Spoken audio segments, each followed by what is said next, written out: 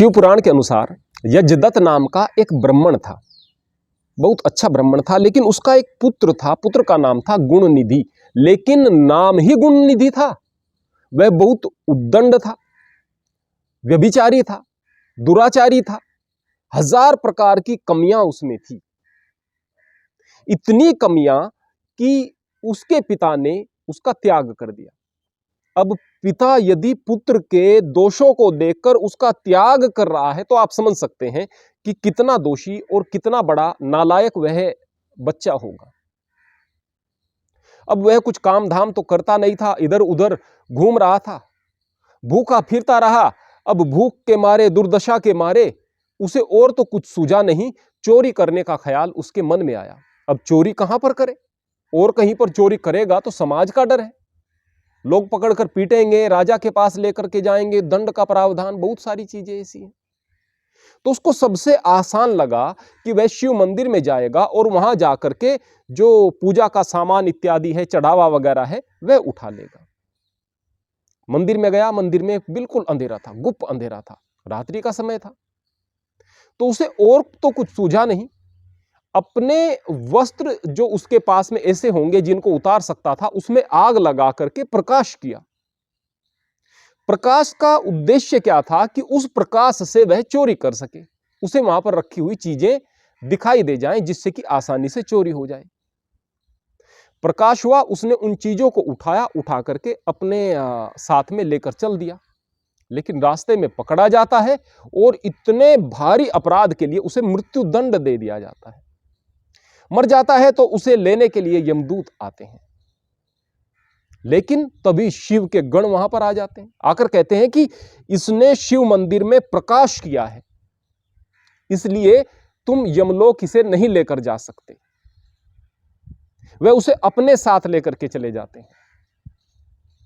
अब अपने साथ जैसे लेकर जा रहे थे, उनके सानिध्य से उसका भाव पवित्र हो गए, उसका मन पवित्र हो गया। अब उसका जब मन पवित्र हुआ, भाव पवित्र हुए और उसने प्रकाश पहले से कर ही दिया था, तो फिर उसे शिवलोक लेकर जाया गया। शिवलोक में बड़े आराम से वह रहा और भगवान शिव की सेवा करता रहा। फिर उसके पश्चात उसे आगे का जो जन्म मिला वह एक राजा के लड़के के रूप में मिला। कलिंग का राजा था अरिंदम, उसके पुत्र के रूप में वह पैदा हुआ। उसने अपने पुत्र का नाम दम रखा। अब यह जो राजा का लड़का था दम, इसको पूर्व जन्म की बातें याद रही कि किस प्रकार शिव मंदिर में प्रकाश करके उसे इतना ज्यादा लाभ मिला और वह इस प्रकार से भगवान शिव के दर्शन करके आया। अब उसका मन भक्ति से भरा हुआ था। अब फिर राजा भी वही बना, तो उसने जितने भी शिवालय थे उसमें खूब दीपदान कराया, खूब दीपक जलवाए। अब इतना ज्यादा, जब कपड़े जलाने का इतना प्रभाव हो सकता है खाली, तो फिर दीपक का कितना प्रभाव होगा। फिर जब उसे अगला जन्म मिलता है तो ऋषि पुलत्स के पुत्र थे विश्रवा। विश्रवा के पुत्र कुबेर के रूप में उनका जन्म होता है। कुबेर बड़े शिव भक्त हुए। उनकी शिव भक्ति से प्रसन्न होकर के भगवान शिव ने उसे अपना मित्र बना लिया और तब से लेकर आज तक कुबेर पद पर, यानी कि जो हमारे यहां धन का देवता होता है कुबेर, खजाने का देवता होता है, उसके स्थान पर वह कुबेर के रूप में मौजूद है। यानी ये सारा का सारा पुण्य प्रताप कहां से मिला कि व्यभिचारी वो, दुराचारी वो, बुरे काम करने वाला वो, इन सब के बाद भी मंदिर चला गया। मंदिर जाकर के कहा, हे भगवान, मैं बुरा आदमी तो हूं, लेकिन आपके मंदिर में आपकी भक्ति करने के लिए आया हूं। मान भी लिया जाए कि भगवान ने उसको माफ कर दिया, क्षमा कर दिया, लेकिन मंदिर में भी गया चोरी करने के लिए। वहां पर भी दीपक नहीं जलाया, वहां पर कपड़ा जलाया, और कपड़ा भी जलाया इसलिए कि चोरी करनी है। और उसके बाद में उसको इतना ऊंचा पद प्राप्त हो गया। भगवान शिव की मित्रता, ध्यान रखना, मित्रता। एक तरफ तो ये आपके गुरु लोग कहते हैं कि भाई ये मुक्ति आसान नहीं है, ये स्वर्ग जाना आसान नहीं है, मृत्यु के पश्चात ऊंचा पद प्राप्त करना आसान नहीं है, 84 लाख से छूटना आसान नहीं है, जन्म जन्म जन्मांतर तक तपस्या करनी पड़ती है। और ऋषि भी बैठे रहते हैं तपस्या में, कहते हैं कि इतने साल तपस्या की, इतने सालों तक, हजारों साल तक की, बहुत सारी पाखंड भरी बातें भी बता दी जाती हैं, हजारों साल तक की तपस्या। अरे वेद कह रहे हैं जीवेम शरदा शतम, 100 वर्षों तक जिए परमात्मा हम। आप योगाभ्यास से अपनी उम्र को 2 गुना 3 गुना 4 गुना उससे ज्यादा बढ़ा सकते हैं, लेकिन कितना? बोले 10,000 20,000 साल तक तपस्या की। क्यों की भाई? केवल शिव मंदिर में जाकर के आप चोरी कर रहे हैं और उसमें केवल कपड़ा जलाने से आपको इतना लाभ मिल जाता है कि आप भगवान शिव के मित्र बन जाते हैं, इतना ऊंचा पद मिल जाता है आपको, तो फिर इतनी तपस्याओं का लाभ क्या? एक तरफ तो कहते हैं कि भाव मुख्य रूप से है कि भाव पवित्र होने चाहिए। इस तरह की कहानियां भी आती हैं। अभी और क्या सुनाऊं आपको कि एक आदमी था, तपस्या कर रहा था, भक्ति कर रहा था, लेकिन भाव उसके शुद्ध नहीं थे, तो मृत्यु के पश्चात वह नरक में गया, क्योंकि भाव तो उसके थे ही नहीं। अरे भाई, वो जैसे कैसे पूजा तो कर रहा था, यहां खाली कपड़ा जलाने से यह लाभ मिल गया है। और केवल यहां पर ही नहीं, मैं दूसरे बहुत सारे ऐसे संत मत और बहुत सारे ऐसे पाखंड आपको बता सकता हूं उन संत मतों के और दूसरे धर्मों के भी, जहां इस तरह की चीजें बताई गई हैं कि बस इतना सा कुछ कर लिया और इतना कुछ प्राप्त हो गया। वास्तव में ये जो गुरु लोग आपको ये चीजें बता रहे हैं, अगर उनको इन चीजों का पता नहीं कि ये वास्तव में सही बात बता रहे हैं या गलत, तो फिर उनकी बौद्धिक दिवालियापन को आप समझ सकते हैं। और अगर आप कहेंगे कि नहीं, बौद्धिक दिवालियापन नहीं है, तो फिर उनके अंदर चालाकी है। उस चालाकी के तहत वह चीजें आपको बता रहे हैं। अब आप मुझे बताइएगा कि समाज में यदि मैसेज यह चला जाए कि कितने भी आप दुराचारी हैं, लेकिन आप शिव मंदिर में जाकर के यदि प्रकाश कर देते हैं और चले आते हैं, भाव भी नहीं रखते। अरे उसने कपड़ा जलाया था तो दूसरा व्यक्ति जाकर जल्दी में ऐसे ही दीपक जला आएगा, तो उस कपड़ा जलाने से जानबूझकर जो दीपक जलाया जा रहा है उसका तो 1000 गुना कुछ फल होना चाहिए ना। तो फिर दुनिया में कितना पाप करो, कितना व्यभिचार करो, कितना दुराचार करो, कितनी चोरी करो, कितनी ठगी करो, फिर भी शिव के गण आपको लेने के लिए आ जाएंगे। क्या आप यह स्वच्छंदता नहीं दे रहे हैं लोगों को? यही कारण है कि वर्तमान समय में जितने धार्मिक लोग हैं उनका बौद्धिक स्तर ज्यादातर कम दिखाई देता है मुझे। जो नास्तिक लोग हैं उनका बौद्धिक स्तर थोड़ा सा ज्यादा बेहतर दिखाई देता है इन लोगों से, जो इस तरह की मूर्खतापूर्ण बातों में फंसे हुए हैं। हमें यह बात समझनी होगी कि वास्तव में गुरु की आवश्यकता क्यों होती है। आपके पास में किताब है, आप उस किताब को पढ़ रहे हैं, पढ़ करके आप चीजों को समझ सकते हैं, कहानी उसमें लिखी हुई है, आप पढ़कर समझ सकते हैं। अब तो हिंदी में अवेलेबल है, ट्रांसलेशन अवेलेबल है, आपकी भाषा में अवेलेबल है, आप पढ़ सकते हैं। फिर गुरु की आवश्यकता क्यों पड़ी? गुरु की आवश्यकता इसलिए है कि उस बात के मर्म को आपको समझा सके, वहां पर सही और गलत का निर्णय आपके अंदर लेने की क्षमता पैदा कर सके। लेकिन गुरु भी उस गलत बात का ज्यों का त्यों अनुमोदन करके आपके सामने बता रहे हैं, और इस तरह से बता रहे हैं कि बस आप उस कर्म की महिमा से जुड़ जाएं और कर्मकांडी खाली बन जाएं। आपका न ज्ञान से कुछ मतलब हो, न ध्यान से कुछ मतलब हो, बस हो गया कल्याण। क्या उस व्यक्ति को जो कि गुण निधि था, यज्ञदत्त का बेटा था, जो शिव मंदिर में गया, उसको कहीं से ज्ञान प्राप्त करने की आवश्यकता पड़ी? ना, बिल्कुल नहीं पड़ी। तो ज्ञान प्राप्त क्यों करें?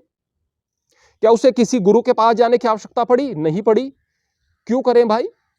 मन में जो आए वो करें, किसी की बेटी को छेड़े, किसी के धन पर हमला करें, धन चुराएं, किसी का अहित करें, दुराचार करें, व्यभिचार करें।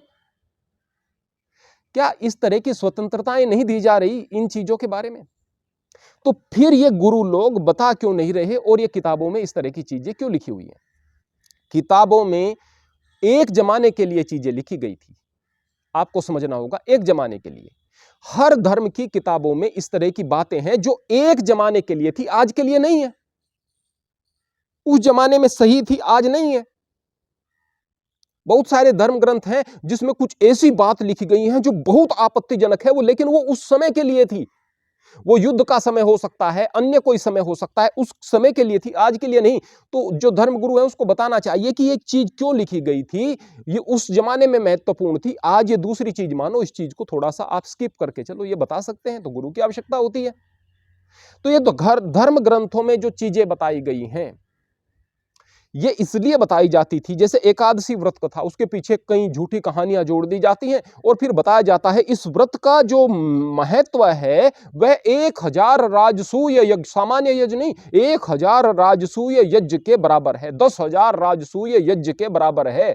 इतने हजार वर्षों तक तपस्या करें, इसके बराबर है। इसलिए कि लोगों में ज्यादा सोच नहीं होती थी, सीधे साधे लोग थे, उस व्रत से जुड़े। व्रत का लाभ यह होता था कि 15 दिन में पेट खाली रहता था, उपवास होता था तो फिर उससे उपवास होगा, अनेक प्रकार की व्याधियां दूर होती थी, अनेक प्रकार के रोग दूर होते थे, शरीर स्वस्थ रहता था, मानसिक शुद्धि होती थी। उसको ज्यादा महत्व बता करके जोड़ दिया, इतना आगे पीछे सोचने वाले लोग बाग नहीं थे।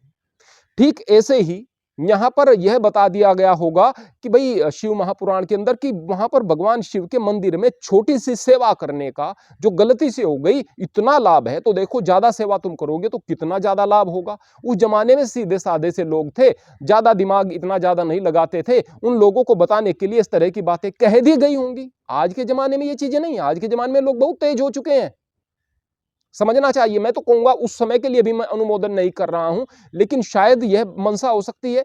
आज की तारीख में जमाना बदल गया है। मैं अपने बचपन के विषय में बात करूं तो गांव में, मेरे गांव में लाइट नहीं थी, लाइट नहीं थी, बिजली नहीं है, गैस नहीं है, मोबाइल नहीं है, पेट्रोल नहीं है, डीजल नहीं है, बच्चों के लिए विद्यालय की फीस देने की जरूरत नहीं है। हम जब 9वीं 10वीं कक्षा में गए उस समय 75 पैसे जो थी वो फीस हुआ करती थी कॉलेज की, जिसको हमारे क्लास टीचर अपनी तरफ से भर दिया करते थे। सोचते थे बच्चों से क्या इकट्ठा करेंगे। जब हम प्राइमरी में गए या फिर जूनियर में गए तब भी इसी तरह की स्थिति, प्राइमरी में कोई पैसा नहीं लगता था, पढ़ाई फ्री हो रही है और जितने भी खर्च हैं वो खर्च नहीं है, कपड़े ज्यादा सिलवाने की जरूरत नहीं, आवागमन के कोई साधन नहीं थे, कहीं आने जाने की कोई आवश्यकता नहीं थी। एक जोड़ी कपड़े से पूरा पूरा साल निकल जाया करता था गांव के लोगों का। खाने पीने की चीजें गांव में उपलब्ध हुआ करती थी, सब्जियां कोई बीज गलती से भी कहीं पर जमीन में गिर गया इतनी सारी सब्जी लग जाती थी, धरती की उर्वरा शक्ति बहुत अच्छी हुआ करती थी। आज स्प्रे के बगैर कोई चीजें उपलब्ध नहीं हो रही है। तो घी दूध घर पर होता था, तो खर्च कहां था, कोई खर्च नहीं था। लोग ज्यादा चीजों को जानने की कोशिश भी नहीं करते थे, अनपढ़ टाइप लोग हुआ करते थे। उस जमाने की चीजों में आज के जमाने की चीजों में फर्क हो चुका है। आज सोचने लगे हैं बच्चे, जब चीजों को सोच भी रहे हैं वे ये भी सोचेंगे कि बस ठीक ठाक है। आज का आदमी सोचेगा बस ठीक ठाक है, जाकर के मंदिर में दिया जलाए और हो गया काम, और किसी दूसरी चीज की आवश्यकता नहीं, न भाव को ठीक करने की आवश्यकता, न ज्ञान की आवश्यकता। अरे भाई फिर लोग आपके सामने आकर बैठेंगे ही क्यों, क्यों बैठेंगे? जाकर के बस वो कपड़ा जला देंगे वहां पर शिव मंदिर में जाकर के। इस तरह की एक कहानी नहीं है, अनेक कहानियां हैं। हम लोग जब चीजों को सुनते हैं और समझते हैं, हमें इस बात को समझना चाहिए कि जब कोई भी गुरु आपको कोई बात बता रहा है तो वह उस ग्रंथ की बात जिसकी आपके सामने कर रहा है उसकी बात कम और उसकी अपनी बात ज्यादा होती है। एक श्रीमद् भगवत गीता की जब कोई गुरु आपको बात बता रहा होगा, श्रीमद् भगवत गीता का आश्रय होगा उसमें, लेकिन वहां पर बहुत सारी बातें उस व्यक्ति की बातें होंगी। कोई अगर विरक्त व्यक्ति बैठ करके बात बता रहा होगा तो कहेगा कि देखो भाई भगवान कृष्ण कह रहे हैं कि किसी चीज में आसक्ति न रखो, अपने लिए कुछ भी करोगे तो बेकार की बात हो जाएगी, कुछ भी अपने लिए नहीं करना है और बस नीरस जिंदगी जीनी है। क्योंकि वो नीरस है, वह कहीं दूर बैठा हुआ है, परिस्थिति ऐसी है। तो अपनी बात बता रहा है, अपनी महत्ता को बता रहा है वहां पर उस बात को साबित करने के लिए। एक व्यक्ति जो गृहस्थ भी है, अच्छा व्यक्ति है, वह कहेगा देखो भाई भगवान कृष्ण तो कह रहे हैं कि गृहस्थ रहकर भी अपना कर्म करते हुए मुक्ति को जा सकते हैं, तो वह अपनी बात को जस्टिफाई कर रहा है। मान लिया मैं यहां पर बैठा हुआ हूं, मैं बार बार कहता हूं भाई मैं खेत में काम करता हूं, मैं किसान हूं, इसलिए अपने आप मेहनत करोगे, कमाओगे, खाओगे, तब जाकर आप समाज के लिए अच्छा हो सकते हैं। मेरे शिष्य कहेंगे देखो भाई हमारे गुरुजी तो मेहनत करते हैं, कमाते हैं, खाते हैं, ये जो लोग इसी तरह से किसी भी तरह से समाज पर बोझ बन करके कमाई खा रहे हैं, ये लोग गलत हैं। अरे भाई मेरे पास में खेत हैं, मैं पहले से खेती से जुड़ा हुआ हूं, मैं खेती कर रहा हूं, मेरे पास में सुविधा उपलब्ध है, तो यहां पर मैं अपनी बात बता रहा हूं ना। हो सकता है कि मैं भी आप लोगों के सामने झूठ बोल रहा हूं किसी हद तक, या मेरी बातें भी झूठी हों।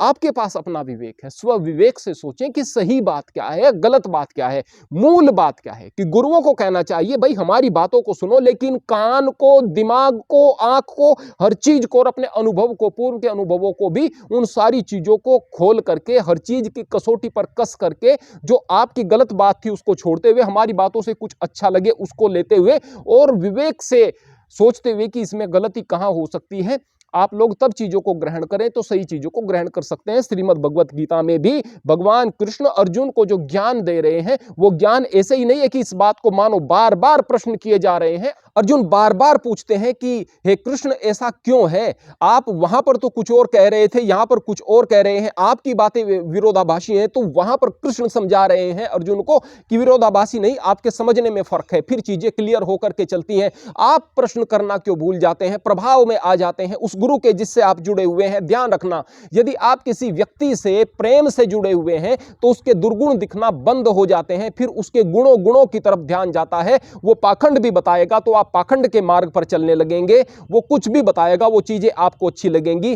ठीक इसी प्रकार यदि आप किसी व्यक्ति से नफरत कर रहे हैं तो उसके द्वारा कही गई अच्छी बात भी आपको अच्छी नहीं लगेगी। किसी व्यक्ति को पसंद नहीं कर रहे, वो कितनी भी मूल्यवान बात आपको बताए आपको अच्छी नहीं लगेगी। यानी मूल बात क्या है कि आप अपने पूर्वाग्रह के आधार पर ज्ञान लेना चाह रहे हैं, और यदि आप इसी प्रकार से ज्ञान लेने की कोशिश करते चले जाएंगे, निश्चित रूप से आप अज्ञान की तरफ जा रहे होंगे। मूल बात क्या है कि आपके कर्मकांड से ज्यादा आपके भाव महत्वपूर्ण हैं। भाषाएं आपने बनाई है, कर्मकांड आपने बनाए हैं, भाव जो है वो दिव्य हुआ करते हैं। परमात्मा तक आपके भाव जुड़ते हैं। जो आप अपने सबकॉन्शियस माइंड में चीजें रखते हो उसका प्रभाव ब्रह्मांड पर पड़ता है और सामने वाले को भी प्रभावित करता है, पूरी घटनाओं को आंदोलित कर देता है। यदि आप बाहर से कोई भी कर्मकांड करते हैं, आप कपड़ा जलाने की तो बात दूर, आप कितने भी सारे दीपक जलाएं और कितने भी सारे पुण्य कार्य करते रहें, लेकिन यदि आपके कर्मों में शुद्धता नहीं, आपके भावों में शुद्धता नहीं, ये निरर्थक कर्मकांड आपको गर्त में तो लेकर जा सकते हैं, आपका उद्धार नहीं कर सकते। गरीब आदमी जो बहुत अच्छे भाव वाला है वह व्यक्ति कुछ भी प्राप्त नहीं कर सकता फिर तो। और एक नेता जो भ्रष्ट है, हजार प्रकार से आप लोगों को लूट रहा है, अन्याय कर रहा है, अय्यास है, भ्रष्टाचार में संलिप्त है, लेकिन लोगों को दिखाने के लिए बहुत सारे ऐसे कार्य कर रहा है जो कि लोक कल्याणकारी दिखते हैं। वह करोड़ों रुपए कमाता है, करोड़ों रुपए हजम कर जाता है, अरबों रुपए हजम कर जाता है भ्रष्टाचार से, और उनमें से कुछ लाखों रुपए लगा करके वह पूजा का आयोजन कराता है, कथाओं का आयोजन कराता है, और वह वाहवाही लेता है जनता की भी, और जनता के सर पर भी बैठता है। ऊपर से परमात्मा भी उसको पारितोषिक दे देंगे। क्यों? क्योंकि उस चोर को, जो कि दुराचारी था और वहां पर मंदिर में भी चोरी करने के लिए आया था, उससे तो वो ठीक नेता है। जब उसको कुछ लाभ मिल सकता है तो उस नेता को भी मिलेगा, हर चोर को भी मिलेगा, हर व्यभिचारी को भी मिलेगा। उनके पास लाइसेंस है ना, उनके पास सर्टिफिकेट है ना, वो जा सकते हैं और जाकर के मंदिर में कुछ भी कर्मकांड कर सकते हैं और निश्चित रूप से उनका भला हो जाएगा। यदि आप बौद्धिक लेवल पर इन चीजों को सोचोगे तो निश्चित रूप से आप लोगों का भला होगा। और अगर इस प्रकार की कहानियां सुन करके आप धार्मिक लाभ लेने का प्रयास कर रहे हैं और उसके पश्चात शिकायत करते हैं हमारी जिंदगी में तकलीफें क्यों हैं, दुख क्यों हैं, जबकि हम तो धार्मिक हैं, अरे धार्मिक नहीं है आप लोग निरर्थक कर्मकांडों में फंसे हुए एक विवेकहीन प्राणी हैं। निश्चित रूप से वो नास्तिक लोग आप लोगों से ज्यादा बुद्धि रखते हैं, जो इस तरह की बातों को सुन करके अपने आप को उन्होंने धर्म से अलग कर लिया है, जबकि वो पूरे तरीके से सही नहीं है। सही इसलिए नहीं है क्योंकि कमजोर लम्हे में उनकी भी मान्यताएं टूटेंगी और वो गलत रास्ते पर चल देंगे। जो व्यक्ति परमात्मा से भावों से जुड़ गया, हर स्थान पर परमात्मा को देखता है, महसूस करता है, उसके मन में एक बात रहेगी कि वो परमपिता परमात्मा मुझे हर वक्त देख रहा है, उसकी निगाहों से मैं छिप नहीं सकता हूं, वो हर वक्त मेरे साथ में है। उस परमपिता परमात्मा की कृपा का आस्वादन करेगा, वो विपत्ति में भी टूटेगा नहीं और निश्चित रूप से गलत कार्य करेगा नहीं, क्योंकि आदमी गलत कार्य केवल छिप कर सकता है और उसे पता है कि उसका मालिक, उसका परमपिता परमात्मा उसे हर वक्त देख रहा है, उससे वह छिप ही नहीं सकता है। यदि आप बुद्धि से काम लोगे तो निश्चित रूप से आप धर्म के मर्म को समझ रहे होंगे, और यदि बुद्धि से काम नहीं लोगे तो बहुत सारे आदमी जो बहुत ऊंचाई पर बैठ करके आप लोगों को इस तरह की पाखंड भरी बातें बता रहे होंगे, तो आपको पता भी नहीं चलेगा कि आप लोग कब पाखंड के जाल में फंस गए। क्योंकि जो गलत चीजें बता रहे हैं, कुछ अच्छी चीजें भी बता रहे हैं, उन अच्छी चीजों को भी आप बहुत बेहतर समझ रहे हैं। वास्तव में हम एक बात आपको बताना चाहेंगे, पुनः बात बताना चाहेंगे। एक आदमी वो जो कि बीमार है, खुद बीमार है, डॉक्टर के पास में जाता है, डॉक्टर के पास में जाकर के इलाज कराता है, उसके पास में आकर के कोई व्यक्ति कहता है कि गुरुजी मैं अपनी बीमारी का इलाज कराने के लिए आता हूं, तो वो कहेगा कि नहीं भाई, डॉक्टर के पास में आपको जाना चाहिए, मैं बीमारी का इलाज कैसे कर सकता हूं, डॉक्टर के पास तुम्हें जाना चाहिए, डॉक्टर तुम्हारा इलाज करेगा। क्यों? क्योंकि वो खुद बीमार है, खुद डॉक्टर के पास में जा रहा है। अगर वो इलाज करने लगेगा तो लोग कहेंगे कि देखो भाई, अपना इलाज कराने के लिए तो डॉक्टर के पास जा रहा है। अगर वो बीमार ना होता तो शायद वह भी इस तरह के काम करता। मैं यहाँ पर बैठा हुआ हूं, मैं कहूंगा कि देखो भाई, कमा करके खाना चाहिए, क्योंकि मैं कमा करके खा रहा हूं, और कोई बात नहीं है भाई, मेरे पास में खेत है, दूसरी सुविधाएं हैं, मैं भी लोगों की चीजें यहाँ पर खा रहा होता, मैं फिर कहूंगा कि मैं भी उसी तरह की शायद बात कर रहा होता। न मेरे प्रभाव में आओ, न दूसरे के प्रभाव में आओ, न किसी के प्रभाव में आओ, केवल अपने भाव से जियो और परमात्मा के प्रभाव में रहो, यही आप लोगों का कल्याण कर सकता है। आपके पास विवेक है तो किसी के द्वारा दिए गए ज्ञान में से भी आप सार तत्व निकाल सकते हैं, ग्रंथों से भी सार तत्व निकाल सकते हैं। आपके पास विवेक नहीं है तो कहीं पर भी जाकर आप पाखंडों में ही फंसोगे, धर्म के नाम पर गर्त में ही गिरोगे और फिर आप इस बात की शिकायत करोगे कि हम पूजा पाठ भी कर रहे हैं लेकिन हमारा कल्याण नहीं हो रहा है। हरि ओम, हरे कृष्ण।